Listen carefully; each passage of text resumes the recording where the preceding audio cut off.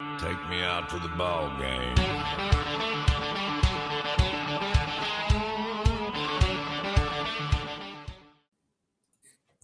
Welcome back to episode 7 of the Swingin Bunt podcast. Here with Joe again, and we're having fun with it. We've talked about it in the last couple episodes. We're just gonna keep going with it while we're enjoying it. Yeah. If the Guardians start to fall off, I found myself this week. Normally throughout the weeks, I'm really, really excited. Not that I'm not looking forward to it this week, but I'll get into it a little bit right now. So obviously, as most of our Indians Guardians fans know, Jose finally came back from his broken bone. 30 days. I did hear they said on the broadcast that we went perfect 15-15 without him. I mean, that's all you can expect, really. Yeah, like I was saying, just trying to stay afloat, stay alive. And so I have been obviously so excited for Jose to come back, as I'm assuming most Guardians fans have been. And he comes back, and with Jose, we go 0 for 5, 5-game losing streak, our longest of the season with Jose. And man, that hurts. Yeah, that's a big blow, dude. Getting your best offensive player back and to do nothing. Waiting over a month to see one of my favorite players play the game again, just for us to lose 5 straight games with them like that. Oof, that's a dagger to the heart. But I digress a little bit. He got injured in the game that we were at. We were trying to figure out that was that was a painful game. 3 dudes in one game all go down, and now they're all finally back in the lineup, and we go 0 for 5 with them.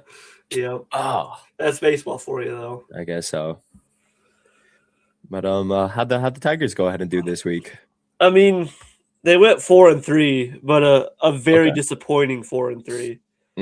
Because we played the Royals, we played the Cubs, and we played the Royals, and we split against the Royals. We lost the last 2 of the series, and the Royals are one of the worst teams in baseball, the worst team in the American League. I was telling my mom all week that's a sweepable series right there. Like, you'd almost expect to go into or have Kansas City come into your house and win all 4 handily. Yeah, and we were I think 4 games out from being under 500, and now we are 6 games. We could have been 2 games. And it's just one of those. I mean, especially for a week from Monday is the trade deadline, so a lot's gonna happen in this coming week in terms of that, and it does not help the whole Terry Skubal trade talk one bit. It would.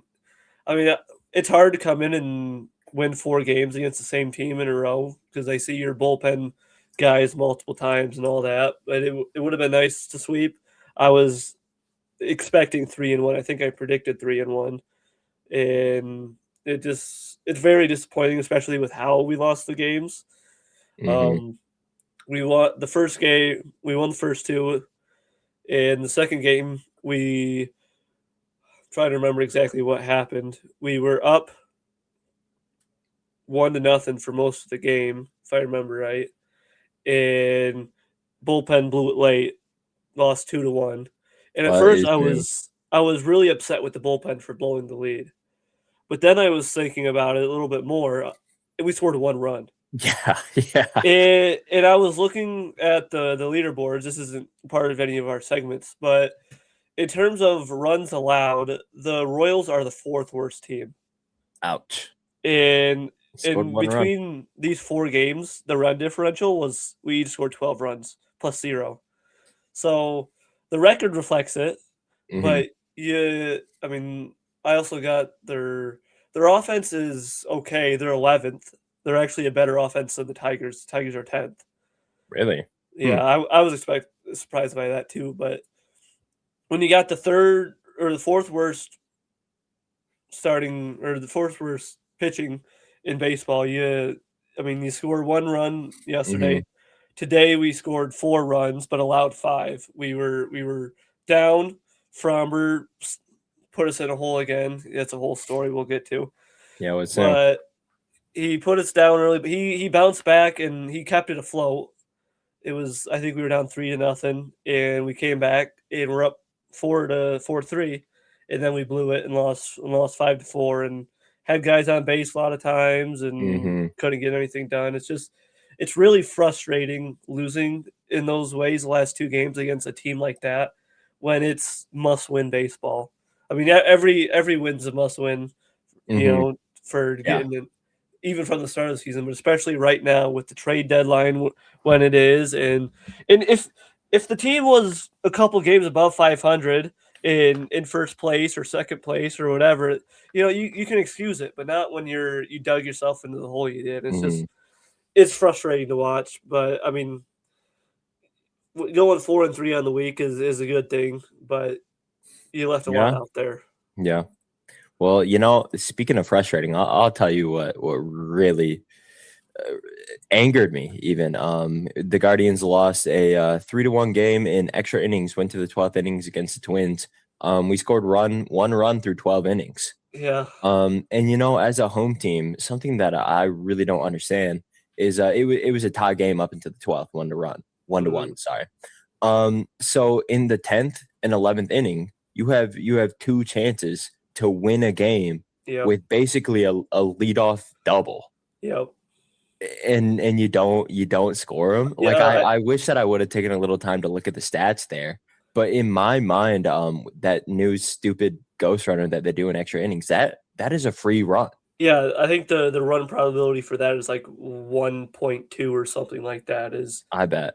Yeah, I was never a fan of the ghost runner per se, but I thought they could have done a compromise. I feel like this is a thought I've always had with the ghost runner, is you wait until the 13th inning. You give 9 outs for each team to go through their order one time. I like that. And then you can bring in the ghost for the 13th. That was a thought I've always had, and they'll never do it. I don't think they'll either keep the ghost runner for forever or they'll get rid of it altogether. See, that one rule didn't make any sense to me, because I get the idea of like we're probably going to get into some with the collective bargaining agreement being a big deal. And a few years ago, the last time that this came to an end, expired, the big thing that the owners were trying to push was time of play. Yeah. Right? That's when the pitch clock came into time. The amount of times that you could pick off the bases came into effect. The bases got bigger.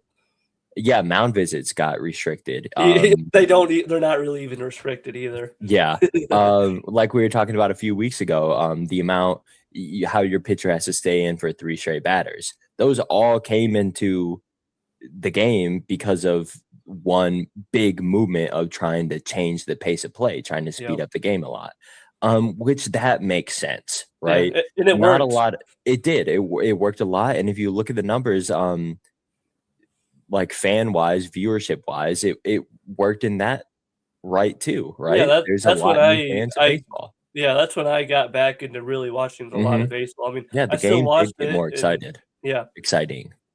But at the same time, that makes sense. Nobody wants to sit down and watch a 4-hour 9-inning baseball game. Yep. That kind of sucks. But extra innings, it's exciting. That's exciting stuff. Yeah. Why are we trying to make extra innings? You could argue you're making it more exciting. You got a base runner on base, free base runners. But everybody loves a nice 20-inning baseball game. Yeah, I mean, and it's worked for the most part too to limit those. But like, think back of 2 scenarios, both in the last year's playoffs, the Tigers and the Mariners in Game 5. I don't remember where it is. We went 14, 15 innings. And still couldn't get in. And then I think the Dodgers and the Blue Jays did it, or it was the Blue Jays and I can't remember, but it happened again where they went like 18 innings or something like that. You might have to correct me if I'm wrong here. I don't know if there's a difference between all postseason baseball or maybe it's just the World Series, but I'm pretty sure the ghost runner on second does not apply for postseason games. I don't remember. I could be wrong, but I'm fairly certain in that, right? Which is how it should be. Yeah. Let postseason be some real gutsy baseball games, But yeah, back to my point, man. You have, as a home team, you have 2 chances to essentially get a bunt and a sacrifice, and you don't, and you end up losing. Especially a team like you guys who bunt a lot. Yeah, And like that's our thing. Yeah, that's that's the whole part of the whole card ball talk. So that one really hurt. But besides that, they split the series with the Twins. First game of that series was absolutely fantastic.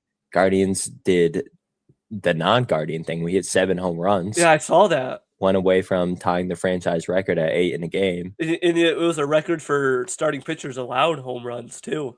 Yeah, we destroyed out of all people Joe Ryan. Yeah, their best pitcher, and probably hurt his stock a little bit in the deadline. Oh, I bet. Yeah, up until that point, I believe he had 9 or 10 allowed home runs on the entire season through like 22 starts. Yeah, and then the Guardians of all team hit 6 off. 6. Yeah, yeah, like it's crazy. What crap. What in the thought that where was that game at? That was at home. Yeah, gotcha. Yeah. And then we just got swept by the Rays today. Yeah, I saw that. And a lot of 3 runs in 3 games. I saw that.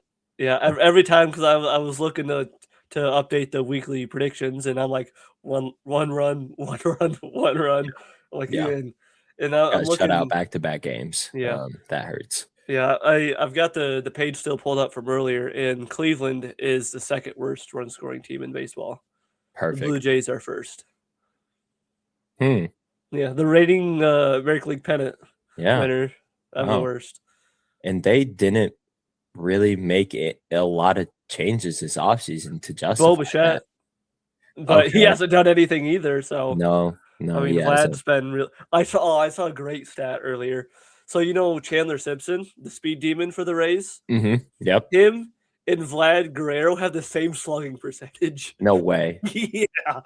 I mean, I saw it on Instagram. I didn't fact check it, but I kind of believe it. One thing about slugging percentage that can be a little bit manipulated, is for those speedsters, they have the ability to turn that single into a double. Double into triple. Yeah, so I'll give him that. There's a little bit of a grain of salt in that stat, but Vlad Guerrero Jr. should never be in the same conversation as Chandler Simpson when it comes to slugging, ever. I think it was like 333 or something along those lines. That is bad. Yeah. Well, and that was, I think, the #1 vote getter for starting for first baseman in the All-Star game. And I think he said he wasn't going to play like right away because he sucked. Basically, he wanted to focus on the team. What is he up to? I think he has one home run on the season. Am I wrong at that? No, I think he's got more than that, but it's not a lot. It's not for a first baseman. Yeah. Let's see if I think I can get it here pretty quickly. Yeah, he's been my fantasy bust of the year so far. He's been decent. He's hitting for average. But I don't know what they did in the lab with him this offseason.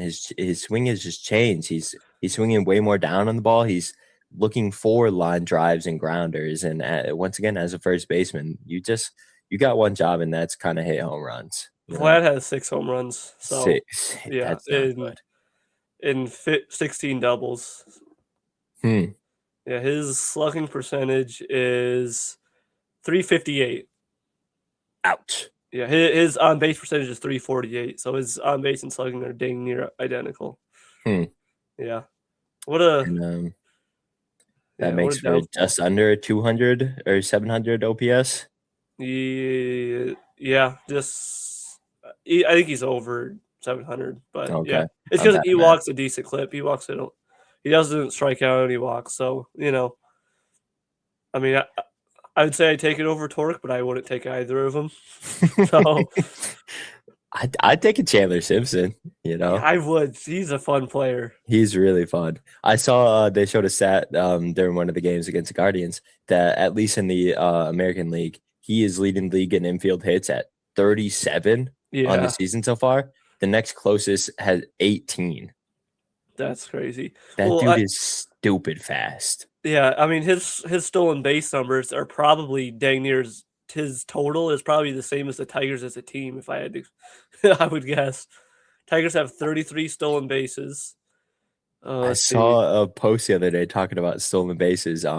Posted by Baseball Reference's Instagram account. I didn't know they had an Instagram account, and there's some good numbers on there. Yeah. But they were just talking about stolen bases some, and they were saying how Chandler Simpson has like I don't even know if it was Chandler Simpson, but they were just talking about sheer numbers. They were like, so and so has 30 stolen bases by the All-Star break. He's done this 6 times in his career. And then the top comment is on that post is, how many times has Ricky Henderson done this? Yeah. And this just shows you how much of a different game it was back then. I would have loved to watch Ricky Henderson steal bases. That's some fun stuff. They said that Ricky Henderson has done that 16 times in his career, including one time that by the All-Star break, he had 84 stolen bases. Yeah. I don't remember the stat exactly, but it was something along the lines of you could steal 50 bases for like 20 years and you'll still be like 200 bases below his career numbers or something crazy like that. Taylor Simpson has 26 stolen bases on the year. The Tigers have 33. As a team. We don't. Interesting. That's the worst in baseball. We've been caught 16 times. We have been. We've been stealing a lot. I don't know, a lot recently, but we've been caught like, I think it was in the Royal Series. It was this week at least, and we got caught like 3 or 4 times this week. Man. I don't know what it is.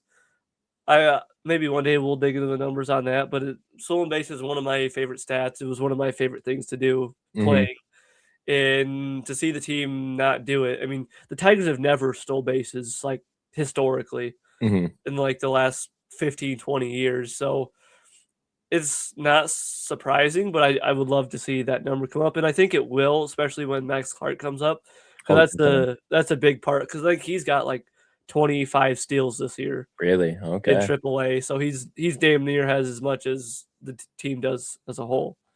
Yeah, so. Just in today's age of the home run ball, it's just a lot of teams don't want to take that risk of what does moving a player up to second base if you're just going to hit a home run behind them do? You know, that's a thought at least. Yeah, I don't like it. I also like fun, exciting baseball with stolen bases and stuff happening.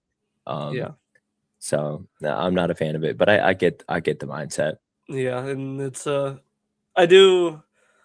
hope the Tigers do start to steal more bases. They've been bad at it for a lot of years, and it's something I envy of the Cleveland Guardians. And I mean, even just like the basic stolen base of like first and third in like the 8th inning, and you're down by 2 runs, and the catcher's not going to throw it.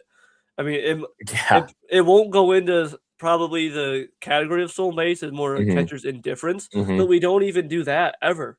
That's interesting. It's things like that you see teams do all the time against the Tigers, especially. Like, I don't know how many times we'll see, it's first and third, they're going to steal the base. Or Jazz Chisholm did it a couple of weeks ago. He stole second, stole third, and he ended up coming home with a wild pitch or something. Yeah. And I don't remember if that cost us the game or if I think it brought us into extra innings. It didn't end up costing us a game, but that's something you will never see a Tigers player do. Well, speaking of Chandler Simpson, the game against the Rays today, he gets on base with an infield hit. He steals second base, gets moved to third on a sack, and they safety squeeze him in home. And that was the one and only run of the game. You know, you undervalue it, the stolen base, until you need it, right? Yep. Until you're in an absolute dominant pitching matchup and somebody has to get something going. And sometimes that is the stolen base. Yep. Be in a running scoring position. Or you got a guy on first. Guy on first, and you're trying to prevent a double play from happening. I don't know how many times that happens against the Tigers. Tigers need a big double play here. Oh well, he's stealing the base, and there goes the double play, and then they'll get a ground ball right after. They only get one out. Yeah, and it hurts. As a fan, that feels great. From a tailor-made double play ball, goes from being that double play into now you have a runner at third with 1 out. That's a great feeling. Yeah. I did want to get into really quick, like we were saying, the trade deadline coming up in a week's time now. As far as I know, to my knowledge, there has been one big trade that's happened, and you could go out on a limb and not even call it big. It is Curtis Mead of the Washington Nationals to the Red Sox, which I honestly don't know 100% when they got in return for that. But that's an interesting reliever. Or no, it was a young starting pitcher who had like 2 or 3 years of team control. Because in my mind, the Nationals are competing so far Yeah. this year, are they not? And the Red Sox just came off of 15 straight wins, but I think it's more of a lot of the Red Sox have a lot of pitching depth and they needed Okay, another bat. I see. So they saw that guy as a bat to go and get for them. Curtis Mead, I'm pretty sure, is one of two Australian-born players in the league You with guys got the Travis other? Vazana. Yeah, Yeah. yeah. So I watched a little bit of him in the World Baseball Classic. That was fun. Yeah. But He's having yeah. a breakout year. Mm-hmm. And he's a Red Sox now. Yeah. They just got off of a 15-game win streak. I think it And was. it was pretty funny. I was talking to my mom. I was saying how, give or take 3 weeks ago, everybody was picking apart the Red Sox lineup, thinking like, that's a trade piece, that's a trade piece, that's a trade piece. You go on a 15-game win streak, no one's talking about Now trading they're anymore. second in the wild card. Mm-hmm. That's Funny how it works. That's what we need the Tigers to do is get some wins. If I mean, only. they still got a good run differential. Mm-hmm. It's second best in the Central behind the White Sox. Pieces are there, and we'll see by the time we come back next week. I'm sure there'll be some trades happen. I'd like to think we're running out of time soon. Yeah, and then deadline day will be on Monday next, so it'll be a busy week for that stuff. Mm-hmm. And teams Hopefully. deciding directions of what to do. Yeah. It's gonna be fun.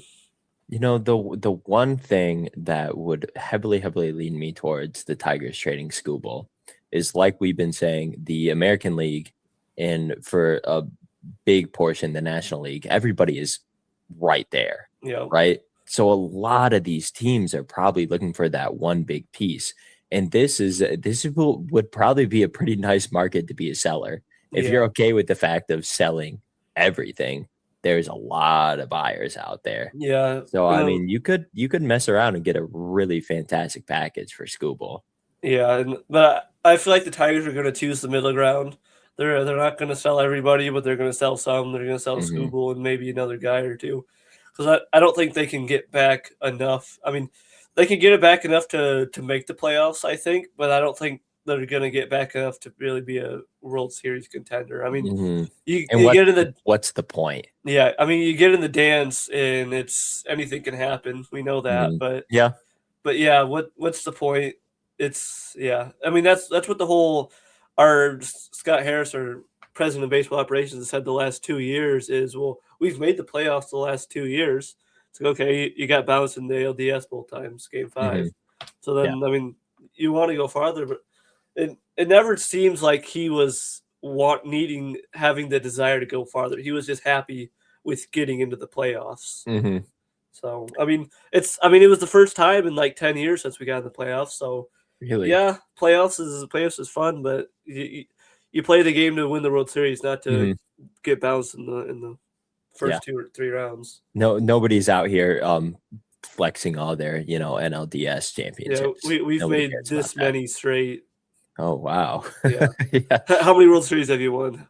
Exactly. Yeah. That's the question. That was the whole Dodgers thing before they won their last few. Is they've made it to how many and all this, but they hadn't won one until COVID year, I think.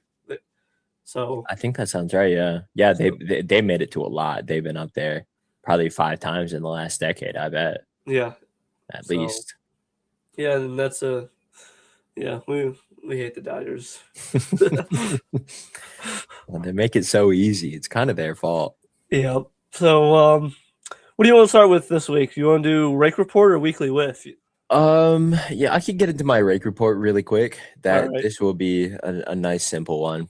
So like I was saying, the Guardians in game 1 against the Twins had a really good game, had 7 home runs, very un-Guardians-like. And 2 of those home runs came from this man right here, Petey Halpin. Petey Halpin. I've never heard of this guy. Wait, this has Cleveland Indians right there? Where are you seeing that? Under his name, or it says Guardian. Yep, down. No, it says Guardians. Nope, down. Oh, yeah, Cleveland Indians. Wow, I didn't know that was allowed in a minute. No, it's frowned upon. But Petey Halpin, known as Speedy Petey by our broadcast. So the one thing that I did want to talk about, not only did he have 2 home runs in one game, he had his first home run first career home run, followed by an immediate home run in his next at bat. Nice. And what was really, really interesting to me is that's more common than you'd think. It's actually already happened 7 times this season. That's once by our very own Chase DeLauder. Yeah, that was on like opening day, wasn't it? Yeah, it was. So I mean, what can you say about that? He got off to a hard start while PD took a minute to get there. But not only that, not only did it both PD and Chase DeLauder, but Kyle Manzardo also had his first and second home runs in the same game. So 3 dudes on the same baseball team, all in that same, I don't know if you want to call it a club, but it's something. Yeah. So that's interesting. You know, the bat gets hot, then just keep swinging. Both of those home runs by Petey, by the way, both off of Joe Ryan. So he was seeing him well. He was seeing him. Maybe there was some trash can banging going on in the dugout. No, we don't do that. Oh shoot. No, I was gonna say I was gonna make a point of the fact that I wasn't gonna show the pitches because Marvin let me know that we actually got copyright claimed by Major League Baseball. Yeah, our Low Leave podcast. Which I don't know if I should take that as a good or a bad thing. Bad, obviously, because a claim could hurt if we were making money, which we're not. This is strictly a passion project at this point.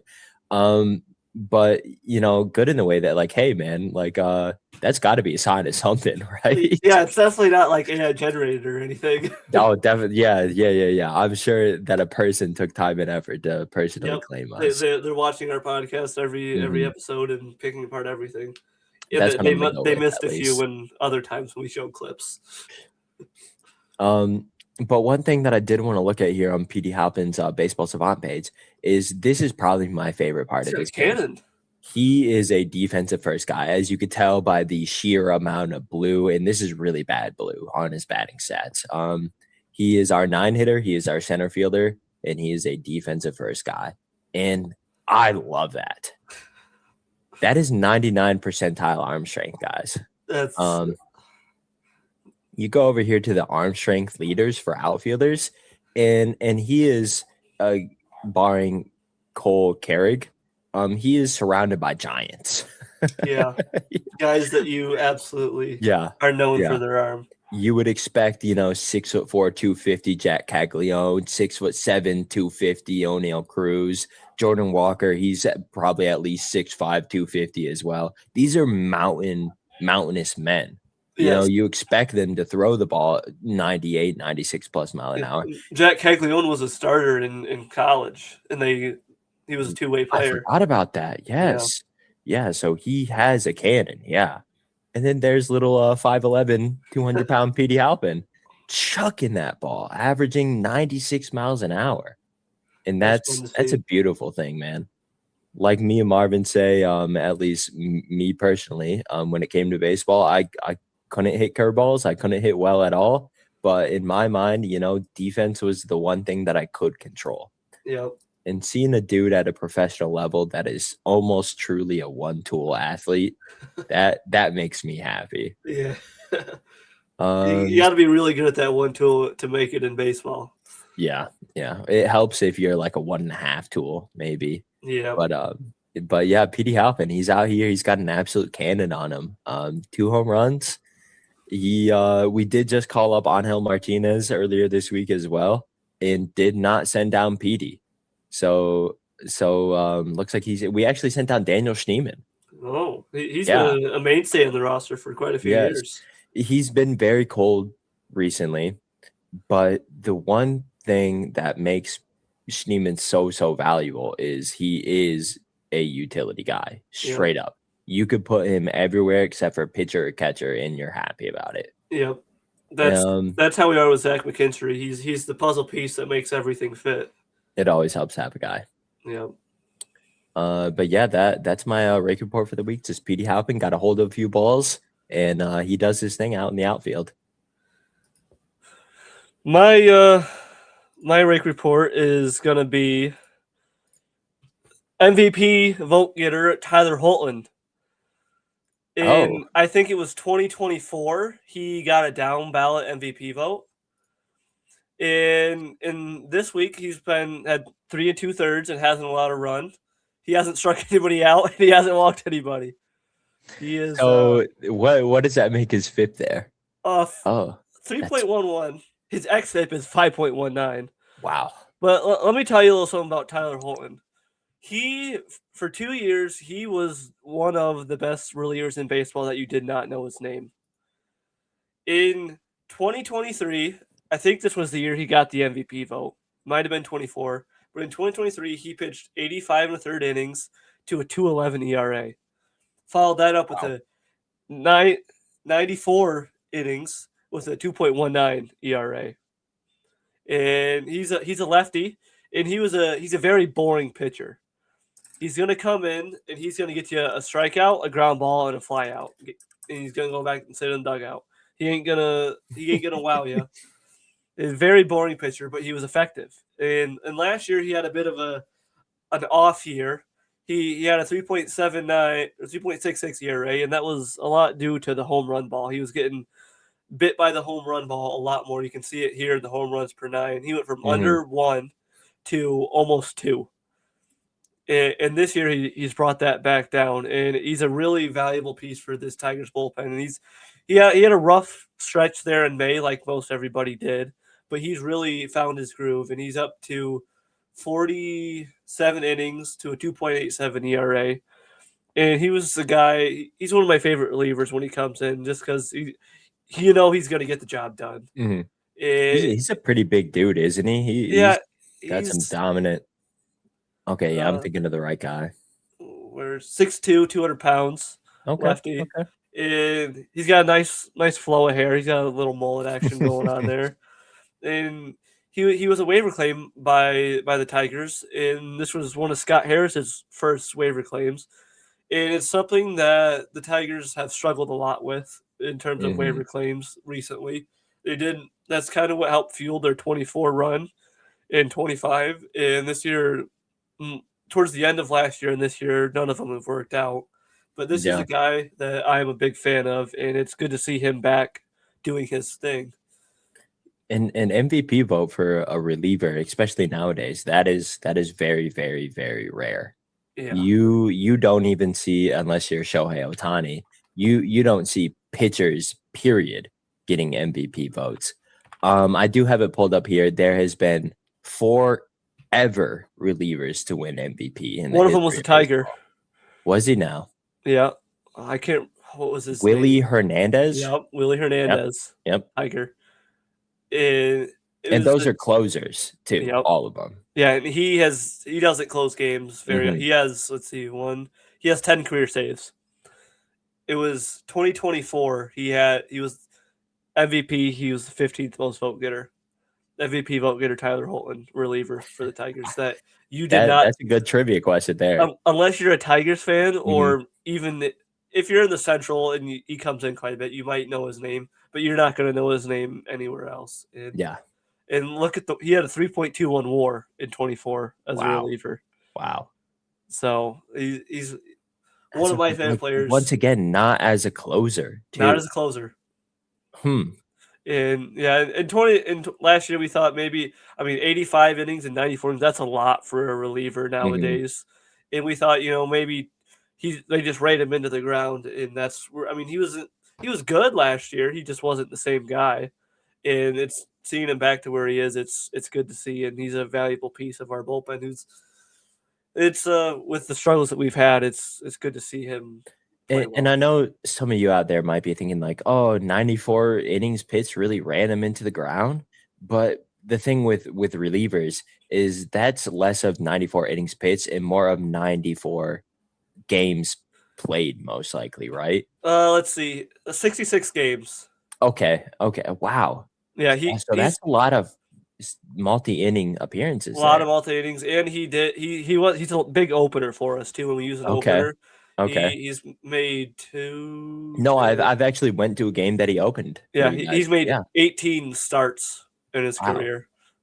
So yeah, he's a big multi-inning guy, and it's I wanted to shout him out because if they sell, he's got probably 2 more years of team control, 1 more year. So people would go for a lefty reliever like Yes, that. yes. They would pay well for it. Yes, every time that the trade deadline comes around, probably the number one position, you put it 1 and 2 is starting pitcher, relieving pitcher. Like without a doubt, everybody needs arms.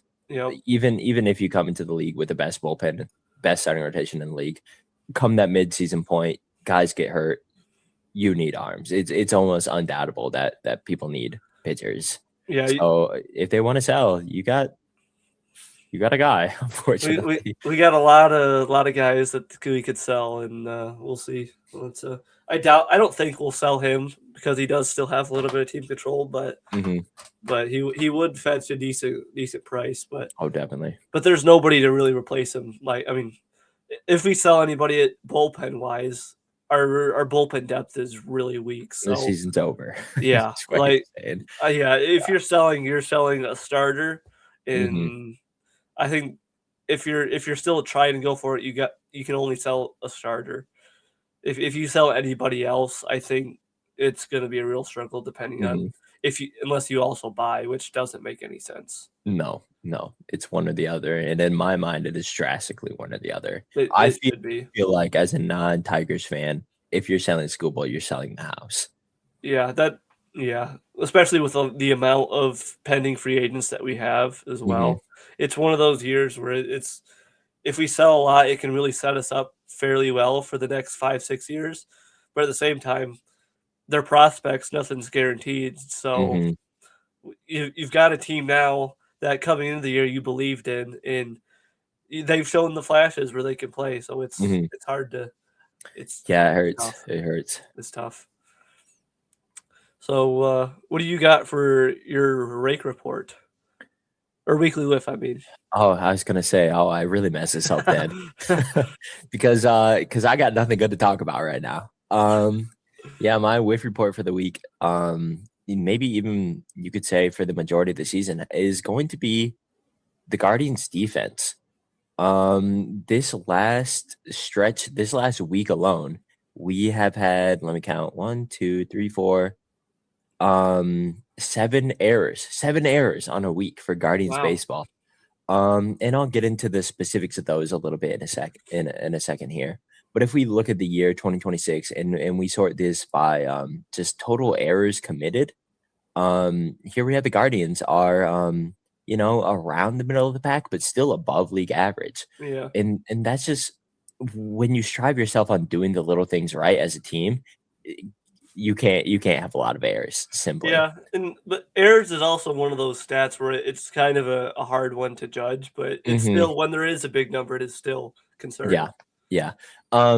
Speaking of that, there is one play in particular this week which puts a little asterisk on to what I was just saying, but it was a weak ground ball right up the middle. Parker Messick, the pitcher, just whiffs on it entirely. And then Travis Bazana goes for, your only hope, run, bare hand, throw on the run. And they count that as 2 errors on one play. Yeah. Okay. So errors are a fickle thing. And can't really be trusted. Yeah, it is a big interpretation stat. But some of these defensive stats here are a little bit better at telling the story. Fielding percentage. This is simply put your putouts and assists over your putouts and assists and errors. The percentage of plays that you make. Guardians, once again, under league average. It looks like you're right at league average, 985. Great point. We are league average. Right, yeah. Which that's really interesting. This one, this is total zone above average. This is a kind of strange stat here. I'll hover just a second, read this out. The number of runs above average the player, or in this case, team, was worth based on the number of plays made. And then it combines a few other defensive stats. But once again, here are the Guardians right below league average at -1. Basically meaning that, like we were talking about a few weeks ago, when we talk about WAR, we talk about trying to equate defense to runs. Essentially, the Guardians have scored or allowed 1 run net on the season thanks to their defense alone.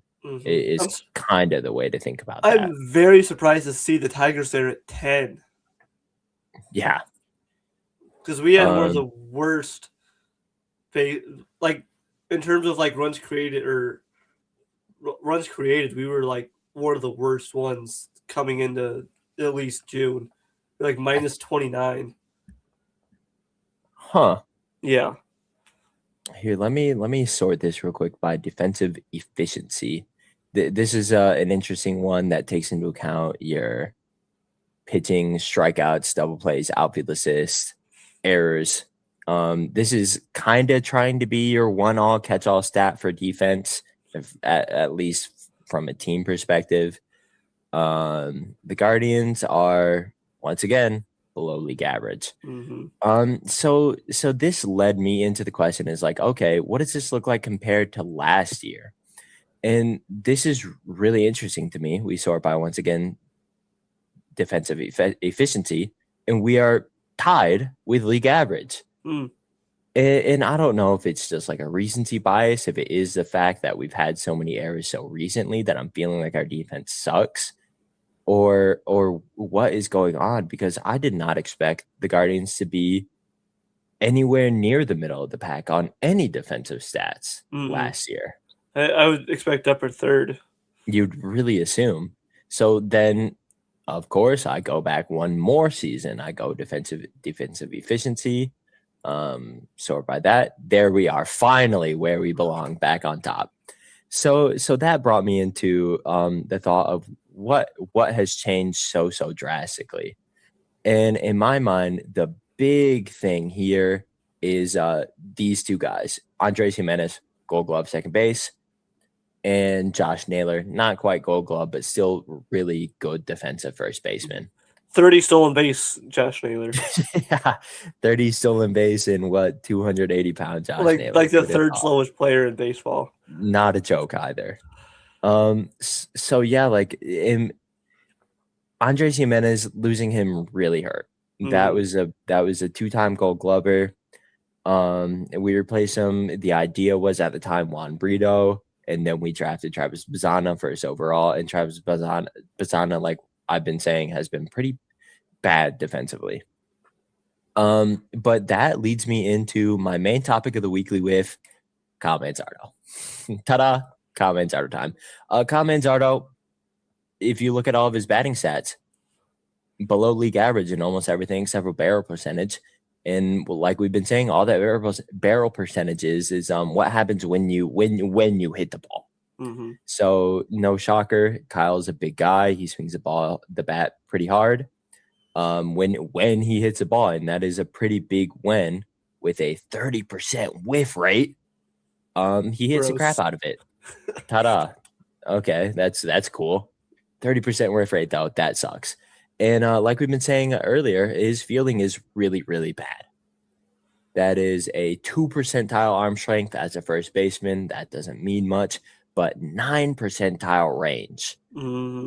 Ouch. Yeah, he ain't getting to anything. No. And like I was saying earlier, 7 errors on the week. On paper, only one of them were on Manzardo. But in my mind, I think you could equate 1, 2, 3, 4 of them on throwing errors. I think those are playable balls, you know? And he's mainly playing first base? Only first base. First base is a hard one to judge fielding on, too. Like Spencer Torkelson, he grades out really bad. But, I mean, watching him, I don't watch a lot of other first basemen, just who we play against, but he's not as bad as what he looks like numbers wise. Yeah, it is tough. Like on paper, if that ball hits the ground, it's a throwing error. Yeah. But in my mind, you know, as a first baseman, you hit the ball far and you scoop balls, right? That's one of your 2 jobs. And if you're not scooping balls, even though the errors aren't technically being charged to you, in my mind, that's an error on your first baseman. You know, you got to pick your teammates up. Especially if it's a short hop or a long hop. If it's an in-between hop, you get it. But yeah, you got to pick those teammates up. You can't essentially you're creating errors for your team, even though it wasn't a great throw as a first baseman. You got to make that scoop. And to dig a little bit more into Kyle Manzardo here, in the month of July, he's batting 133, guys. As a first baseman. As a first baseman. We've talked about first baseman and what they need to do a lot. And what they need to do is not bat 133. That's a 32% strikeout rate. That is a under 200 BABIP. Yikes. His batting average, even on balls in play, is under 200. Bad. That just means that even when you are hitting the ball, you just aren't hitting it well. Yeah. Which is interesting because when you look at his batted ball percentages, they're really not bad. He wants to pull the ball. The hard rate could be a little better, but he hasn't hit a ball soft in the month of July. Well, it's probably because he hasn't hit many balls to begin with. That's a great point. But like we were saying, when a hitter is hot, they're, even when they're not aiming for line drives, they're probably hitting a lot of line drives. And when your ground ball percentage is almost double your line drive percentage, that what they call ground balls in the Major League Baseball, Marvin? They call them outs. Yeah. So when you're hitting unless you're Taylor Simpson, ground balls. Yeah, unless that's what you want to do. If you are fast and you can get away with it, then hit your ground balls. But as a first baseman, you should not be hitting ground balls. You should be looking for that home run, as silly as it sounds coming from a Guardians fan. And Kyle Manzardo has not been doing that, and he has earned my weekly whiff. So my weekly whiff, I kind of touched on it earlier. It is the Tigers game against the Cubs. We lost 11-2. Framber Valdez, our big free agent acquisition, $38 million AAV, may become the highest paid left-handed pitcher in history, average-wise. Really? Average annual value-wise.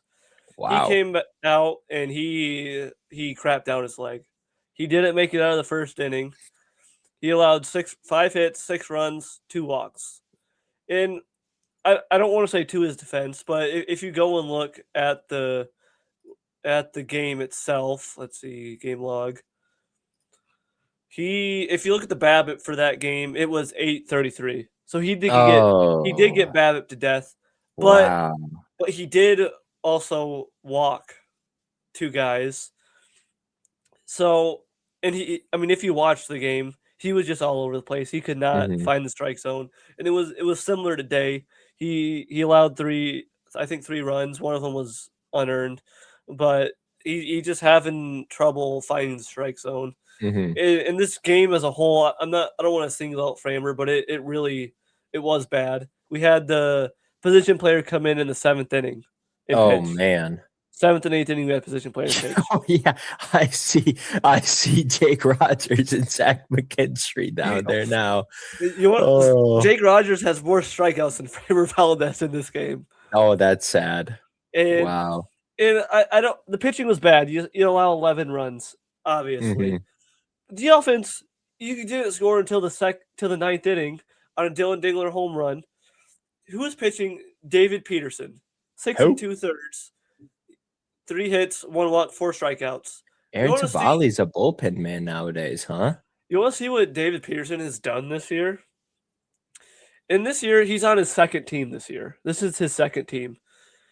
And he's thrown 89 innings to an ERA of almost 6. Ouch. And you could not score a single run off of him. And that's just the frustration with this offense, as we talked about earlier about the Cubs or the Royals series, and we've talked about it in the past and how the offense just goes dormant sometimes. And I don't know. In the offense's defense, though, you come out, you start a game down 6-0, you're deflated, Yeah. So it's tough for the offense to have motivation, but if you're gonna come back at all, you should do it against a guy who's got an ERA of almost 6. That's a good chance, yeah. And I feel like 9 times out of 10, the Tigers, if there's a guy that's got an ERA above 5, and everybody talks about a get right game for a pitcher. Mm-hmm. Every single time it's with the Tigers. The get right game is the Tigers, and then they'll come and then they'll score 5 runs on your best pitcher. Mm-hmm. It's just kind of crazy how they'll do that sometimes, and you chalk it up to baseball. But I feel like when the teams the pitchers you should be able to hit and you're not hitting them, it's really frustrating. Yeah, you see it a lot and talked about in other sports, especially I feel like football probably the most of the idea of playing down to your Yep. opponent, right?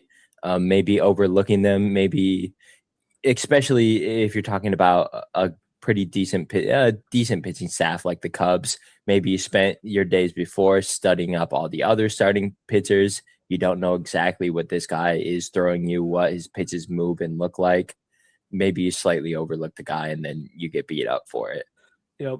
And on that topic of playing down to your opponent, that's the Tigers in a nutshell. They have one of the best records against teams above 500 in baseball, and then under 500, it's bad. And I mean, the Cubs are one of the best teams, and I think they probably are leading their division. I don't know that for a fact. Let's see, I can find it right. I would believe that. They are no, they're in the same as the because Brewers. of the Brewers. Yep. But they would be leading they would be leading the Central and the West in the American League. And we win that series 2-1, and then we split against the Royals. So Tigers in a nutshell is the playing down to the opponent.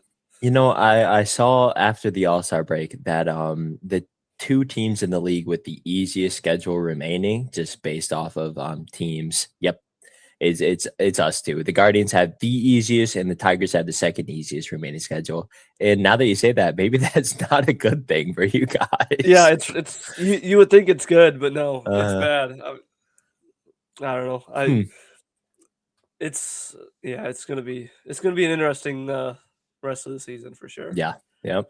So especially whatever happens in the next week. Yeah. Yeah, my weekly whiff was kind of weak, but it was just a really frustrating game, and I turned the game off in the 7th inning when the position player came on. That hurts. And I don't turn the games off very often. Yeah, but when you got a Jake Rogers on the mound, you assume the game's over. Jake Rogers. Anytime we bring a position player in, it's always Jake Rogers. It's normally hedgy for us too. The backup catchers, man, they love getting their chance. He's got a knuckleball too that he throws. Oh, does he? Yeah, you got to swing and miss on a knuckleball. That is funny. Yeah.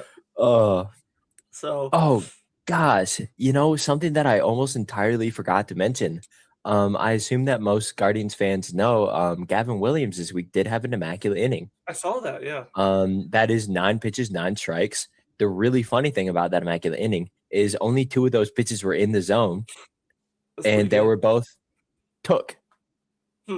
All 7 pitches outside of the zone were swung and missed or foul tipped, and the only 2 true strikes were watched. That's good stuff. Yeah. On the other note of Gavin Williams, his last 3 starts, he has went I don't know how many innings. I want to say around 18 innings, give or take. 33 strikeouts, 1 single walk, and the Guardians have lost all 3 of those games of baseball. That's wild. That's sucks. Baseball for you. Yeah. So what can you do? Yeah. So I'm going to get to my Beyond the Bunt, and I'm going to start off with a question for you. ABS challenge. I'm going to take a guess and say you like ABS challenges. Yeah, I like it. I like it in the fact that it does give the umpires actual reason to need to be better. You know, when you're put on blast publicly, it makes you want to not make that mistake again. And that's good. I think overall I am a fan. Yeah. Yeah, I'm as well. I was big in wanting it coming into the year, and now I can't get mad at the umpire. I can just get mad at the players even more than what I already do. Yeah. So something that I noticed in the Tigers games, it feels like it's like they have a lot of opportunities where they don't challenge, and it's hard. And I kind of saw it a lot with Spencer Torkelson, where it felt like there was a lot of balls outside of the zone being called strikes on him, and he wasn't challenging it. So I wanted to look into those numbers, and courtesy of Baseball Savant, we have those numbers. Yes, we do. So first off, I'm gonna pull this up here, and kind of explain what the stat is, some of these stats, because it's kind of confusing. I want to look at challenge opportunity. So it's when any pitch where a player is allowed by rulebook to make a challenge. It ignores whether it's a good idea, whether the umpire missed the call, if he permitted the team to challenge, or any other advantage. So the umpire prevented the team, it's because he got the call. He tapped his head too late, is what that means. So requirements is a called pitch. They have at least a strike or a challenge remaining. When the call is against you and excludes position players and technical issues. The technical issues haven't happened very often. Not that I know of, yeah. And reasonable pitch is what I really want to bring your attention. So it takes into account, similar to challenge opportunity, but takes into account pitch location, run value, and challenge probability to get some strategic advantage. And requirements are the umpire's call was wrong. Or the call was correct, yet it was in 3 inches and it had a run value of at least 0.3. Within 3 inches. But that's but a you lot. look at the run value. It because the run value is plus 0.3. That's a pretty big gap. Yeah, okay. Or the correct call. Wait, sorry. That is saying this singular pitch had a run value difference of 0.3? Yep, because if you think about it, like 1-2 versus 2-1. Yeah. Didn't know if you get 1-0 versus 0-1. Yeah, especially depending on how many runners could be on base. Yeah. Okay. Or the correct call was probability of at least 20%. So keep that in mind. It'd be kind of hard to follow. So Baseball Savant has this great page where you can look at all these things. No fucking way is that Stuart Fairchild. Yeah. So I have it sorted here by minimum opportunity challenges. So that how many opportunities you have to challenge a reasonable pitch, which we just talked about what a reasonable pitch is. So I was thinking Spencer Torkelson doesn't challenge a lot. So I looked at opportunities. Who's got the most opportunities? You look at all these guys here, and I think of guys who don't swing out of the zone a lot. So that makes sense that they're going to have more opportunities because they're not swinging at the ball. And here's Torkelson at 22nd. He's had 43 opportunities. How many has he challenged? He's got 5. I won't show here, but here is the percentage of reasonable challenge opportunities. How many opportunities he's had to do it and done it. He is 12th. He's done it 12% of the time. Wow. He's had 43 opportunities and he's challenged them 5 times. And that was something that I noticed is it didn't seem like he was challenging a lot. And you look at the data and it backs it up. So then I was just curious. So I wanted to make this 10 opportunities because a lot of these guys here in these lowers don't have a lot of challenge opportunities. So let's update that and sort worst. There he is. Yep. Hey, Curtis Mead. Yeah. Shout out. And look at Dylan Dingler, a catcher, who I thought he was really good he's really good behind the plate. And I thought he was pretty good when it came to hitting as well. He's been okay, but he's had a lot of opportunities as well. And Kevin McGonigal, we talked about him last week, and it's one thing I didn't bring up, is he has had a lot of opportunities because he doesn't swing out of the zone a lot. And he's also challenged a lot. He is challenged the 13th most. Oh, wow. And he has been correct quite a bit. If you look at the run value, he is 4th in terms of run value. That's really, really good stuff from a rookie. Yep. He knows the zone. So then I wanted to look at as a team, where did the Tigers rank as a team? So challenges total, the Tigers are, they're 15th. They're dead middle of the pack with how many times they've challenged. So how many have they won? This is just in terms of pure batting. This isn't fielding. They are 47%, I believe. No, they're good. They're 53%. Oh, wow, yeah. So when they do challenge, they're right a lot of the time. But so then I look at the same stat as we looked at earlier, how reasonable pitches, their percentage there. And it's not as bad as what I thought. They're 11th. I thought they were going to be more 5th, 6th area. And it's 19%. And it's not if you look, we can toggle league average. League average is 20%. So they're slightly below average when it comes to challenging when they could have, basically. It was just something that I looked at. It's hard being a baseball player looking at you don't have the box up there like you do on TV. So it's hard. Mhm. And I just felt like the Tigers a lot of the season have left a lot on the board. And if you look at the data, it kind of backs it up a little bit. Yeah, it'll take a long time for teams to get really used to it, I think. Yep. Especially with how early you want to start challenging, because ideally you want one in your back pocket for that 8th or ninth inning of the game, right? Yep. So yeah, it'll be interesting to see once teams really get into it. I'm sure in no time the Dodgers will have an entire room of guys specifically dedicated to ABS challenges. Yeah, sure enough, they're up Yep. there towards the top of the league. Yep. But you could just chalk that up to they have really good players that know the zone as well. Yep. So They're fifth in percentage of one in terms of no, batting. I'm really happy that there are so many ABS stats because of course there are. Why wouldn't there be? It's a Yep. part of the game. There's stats for it. Yep. And we've talked about Torque in the past, and he was just a guy that I noticed it a lot more with, and Riley Green's the same way, and their Gleyber Torres is kind of like that with through limited numbers, but because he's been injured. But I really noticed it with Torque, and maybe that was just because it was in critical situations more, maybe. But I don't know. It was just something I noticed, and one of those you look at the numbers, and for the most part, it backed up kind of what I noticed. One thing that really surprises me here is that the league average is actually losing challenges. Yeah. You're only winning 48%. That's very surprising to me. Yeah. And you look at it, there's been 3,000, and at the same time, so 1,400 calls have been overturned. So that's that many pitches that they've Yeah. got wrong. And I think I don't remember. I don't think I have it here. I saw it somewhere else, but it was like 5% of pitches have been challenged or something like that. So I'm for the challenge system. I like it. It's good for the game. Yeah, I think robo umps entirely would be bad for the game. Yeah, I don't want to see it ever go to that.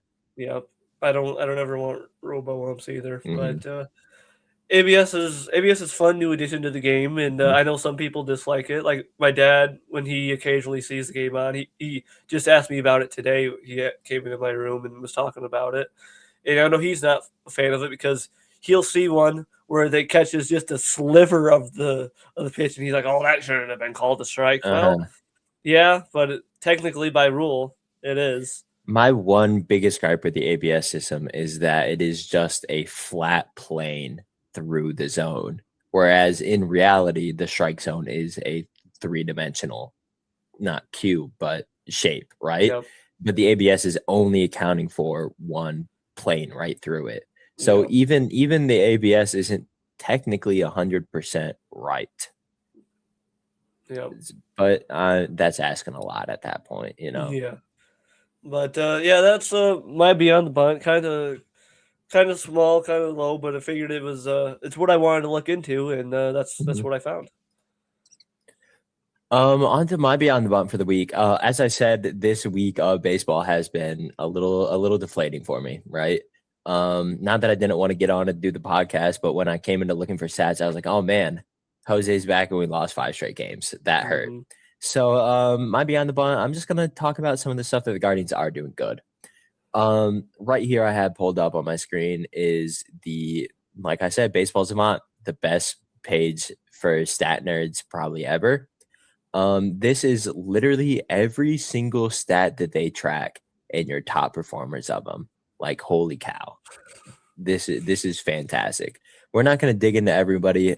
Just a few that the Guardians are leading, right? Just a little bit, because I know you Guardians fans out there, you're hurting from this last week. Let's bring a smile on your face a little bit. Obviously, the first one that we see here, Stephen Kwan leading the league in batting squared up percentage. We talked about that last week. He's squaring up the ball. No surprise. He's actually exactly tied with Luis Arias. Chandler Simpson's making a big appearance in the podcast today. There he is again. Yeah. Probably just because that we just played him in Tampa Bay. Also because he does what we wish the Guardians would do. Moving on from that, swing path lowest attack angle. Stephen Kwan is third in the league on this. And what this is, here I'll even pull up the definition. We have a nice little chart for it. This is basically your angle of your bat compared to the angle of the ball coming in. And this says that the sweet spot here is about 5 to 20%. And that depends hitter to hitter, right? If you're trying to hit home runs, you're probably going to change that a little bit. You're going to want a little higher percentage. If you're not trying to hit home runs, you got a nice level swing. You want that to match. Yeah. Riley Green's got the biggest swing in baseball, steepest swing. Actually, Kerry Carpenter, as far as attack angle, is up here at 18%, fourth in the league. Yeah, there's man's out right there. But yeah, like we were saying earlier, Vlad Guerrero Jr. is leading the league in this stat. Just not what you want to see from a first baseman. At the same time, Yandy Diaz has the second highest in the league, and he's mashing the crap out of the ball. So stats don't always tell the full story. What is the most important thing about stats, guys? Learn them well enough so that you can lie with them. Okay, let's keep scrolling until we find our next Guardian here. And here he is, outs above average. This, put very simply, is how many, I'm not reading all that, I'm sorry. How many outs are you getting better than the quote unquote average player, right? How good of a defender are you? Simply. And there we have Brian Rocchio at fifth in the league with only 11, but that's 11 outs that an average player would not have gotten. Yep. Compare that to some absolute freaks here like Pete Crow Armstrong and Bobby Witt Jr. It's not that great, but still, that's 11 outs. Yeah, those are two of the best defenders in baseball. Yes, without a doubt. And then there's a rookie, JJ Weatherholt, at 17. That's really good. Our next Guardian that we see here for fielding arm strength, once again, Petey Halpin up there, fourth in the league for arm strength. Love seeing that. Over here, catcher pop time, Patrick Bailey. Bailey, third in the league. Patrick Bailey, pop time. Like we said, is the time from pop at the catcher's glove to pop at the second baseman's glove. Kind of takes into account how fast they get that ball out and arm strength, kind of all in one. Really interesting thing about here is the two dudes leading Patrick Bailey are both Philadelphia. So that's, oh gosh, that must suck for them. They got two really good defensive catchers. Yeah. How horrible. Neither of them did it though. that is the one good thing there for us, not for them. All right, let's find our next Guardians, guys. Keep scrolling, and we are officially out of batting stats. While we're here, though, extra bases taken. Look at that, Kevin McGonigal. Yeah, we talked about him, how good he is with a base runner last week. Chandler Simpson, once again, here he is, guys. Hey, look, go up one row. He's at the top of the leaderboard for 3 of them. For sprint, bolt, and base running runs. Yeah, as a runner. Those are overlooked stats, but those are just, you can't do anything about that. Either you're born and you can run fast or you can't. Yep. And this guy can run fast. Let's go ahead and get down into some pitching stats here. Let's see if we can find any Guardians, maybe even some Tigers, put some smiles on some people's faces. Not seeing nothing. There we go. For, out of all people, Matt Festa. If you know me, you know I'm a Matt Festa hater. If you know Stephen Vogt, he loves Matt Festa for some reason. Maybe this is why. Matt Festa apparently has the third best cutter in the league break-wise. Horizontal, side to side. Yeah. Cutter is a fastball. Cutter has arm side movement majority of the time. Yeah. And his moves on average 3.5 inches. That's pretty Kenley good for Jansen, Matt Festa. Vertical movement leads the league there. To the left. Really? His cut. Yeah. Up? Yeah. His cutter is one of the best in baseball when he locates it. That's the pitch that made him his money Mm-hmm. Holy cow. Yeah, and he's on top of that stat by a lot. That's 6.3 inches of induced vertical break on that cutter, which is also moving arm side too. Yeah. That is a nasty pitch. And it's going like 90 mile an hour. Mm-hmm. We scroll down here a little tiny bit. We have Cade Smith with the best splitter in the league. I mean, look at this, guys. This splitter is dropping on average 7.5 inches. Next closest is 6 or 5.5. That is just so gross. Yeah. And you put that right after what a 105 mile and I'm not 105. That's like a 102 top four seam fastball that quote unquote rises. That is a nasty sequence back to back. This is a really interesting stat. I don't think we talk about active spin. So as we know, when you throw a baseball, you spin the crap out of it. Spin rate, that was one thing that people really, really started to care about like crazy, especially thanks to the whole sticky stuff scandal. But the interesting thing about that is even though you could spin the crap out of a ball, you've tried it, you sit out there in your backyard, you flick that curveball off and it doesn't move at all. You put as much spin on it as you possibly can. Why is that? It's because not all of your spin is actually doing anything. You see Kenley Jansen up here with his cutter, second in the league with how much of his spin is actually moving that ball. So yeah, that cutter is just absolutely dominant. Wish it was more dominant. We'd probably be above 500 if it wasn't for it. Unfortunately. Here we have scroll down a bit more here to our next Guardian up, Joey Cantillo. His curveball has been just dirty recently. And that curveball is dropping on average an extra 6.6 inches more than the average pitcher. So that's a really interesting one. I mean, you watch his curveball. That's a nice knuckle curve. That thing is just gross. And then our next go over here to Daniel Espino, who actually had a little cup of coffee. He came out for a nice 4 games. His curveball utilizes 97% of his spin.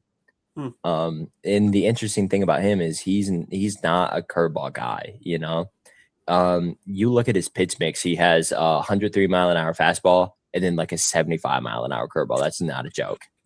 And that's almost to the point like it's too slow. Yeah. You almost give a batter too much time to acknowledge that it's a curveball and do some damage. So he unfortunately didn't make it too far. And here we have the end of our stats. Gavin William. This is a stat that is actually tracked called Swords. I love the sword stat.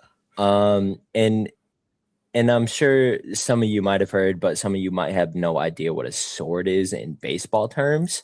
That is when your hitter is up there and he kind of half swing, ugly check swings it.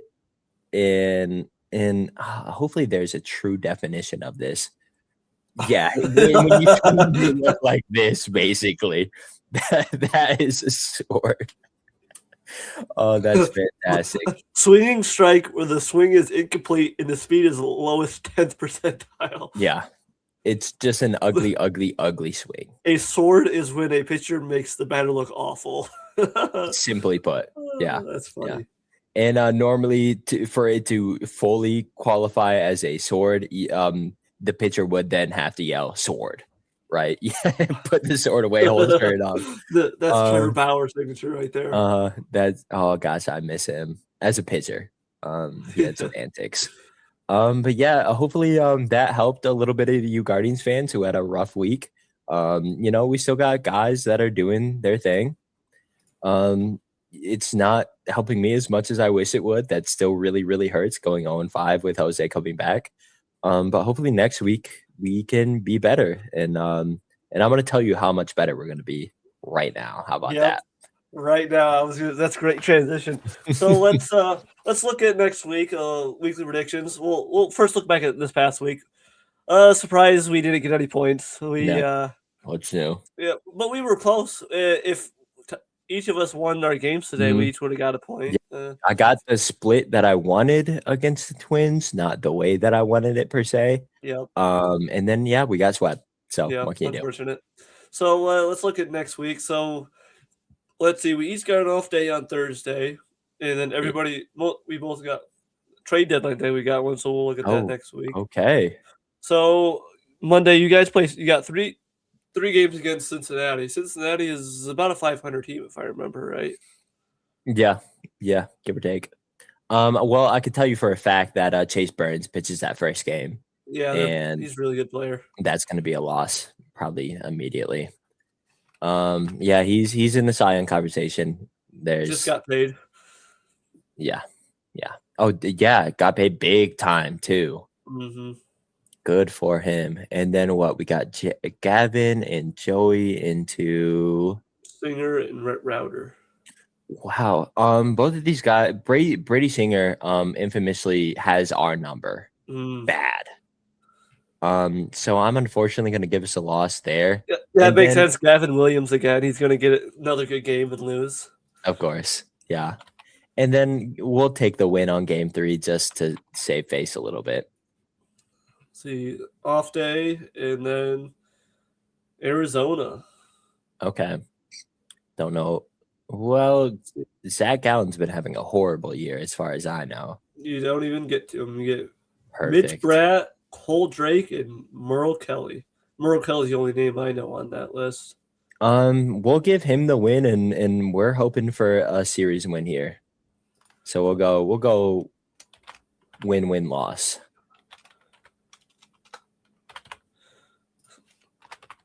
That would be a 3-3 record. Oh man, I just realized I just lined us up for 7 straight losses. That would be not very good. Well, let's hope I continue to be wrong in the predictions, everybody. Yep. So we play 3 games against Baltimore. And let's see, who does Baltimore have pitching? Baltimore, Kyle Bradish, Dean Kramers, and Trevor Rogers. Bradish against Kiter. I think we might lose that one. I would hate to go on a 3-game losing streak, but I think we'll win the next 2. And I really hope we win this one here because that would potentially. Since when was Trevor Rogers a starter, by the way? A long time. Really? It's his brother, Tyler. Tyler, yeah. Yep. But Trevor had a really good year last year. Then he got really bad at the start of this year. But I think he's picked it up. But okay, this would potentially be Scooble's last start. Potentially. Wow. Oh, don't say that. I don't want to. And then we got the Athletics. Hopefully we can. I would hope Freimer can bounce back, but I don't believe it. So we're going to go win-loss-win. I saw a stat the other day. Gosh, I wish I could remember even what it was. But it had Kiter Montero up there for one of the more, I think he's top 5 in the league for whip. Yeah, he does not walk a lot of guys. He's a big he doesn't strike a ton out either, but he gets a lot of weak contact. Him and Troy Metlin are very similar in that way. But which is all you can ask for sometimes. Control what you can, you know. Yeah, he was our sixth starter coming in, and he's basically pitched the entire year with us because JV got hurt after 1 start, and he's bounced in and out of the bullpen for us. Are you guys back up to officially a 6-man rotation at this point? No more bullpen games? No, because Jack Flaherty just went on a. So we were no longer 6-man. We were going to do 6-man, but we're back to 5-man. So nice. Yep. Nice. We'll see. We'll see what happens after the deadline, though. We might have to make some drastic moves there. So let's see. It'll be exciting either way. You know, either you get to keep your guy or you get some nice prospects. So you know, Tigers fans see it as a win either way. That's try to cope with that. Hard to see, but yep. So we'll have hopefully a lot to talk about right before the deadline day in next week, and another good episode. We're 7 in. We're keeping them rolling for you guys. Yeah, a little bit long. Once again, it just seems we're just going to be growing and growing and growing. Hopefully, at this rate, we'll eventually cap it at 2 hours max. Yeah. Maybe one day we'll start to get it back closer to that 1 hour mark. But who cares? Yeah, we're talking baseball. If you guys ain't gonna watch it an hour and 20, you ain't gonna watch an hour. So you don't gotta watch it all in one take either. You can stop halfway through. We got segments. It's kind of split up. I think even on Spotify or YouTube, it does split you up into chapters automatically. But that is something. So take what you can get. Yep, and that'll do it for us on episode 7. You can find us on YouTube and Spotify like always, and I'll leave it to you, Joe. As always, we're out here, we're having fun, we're swinging hard, and whatever happens, guys.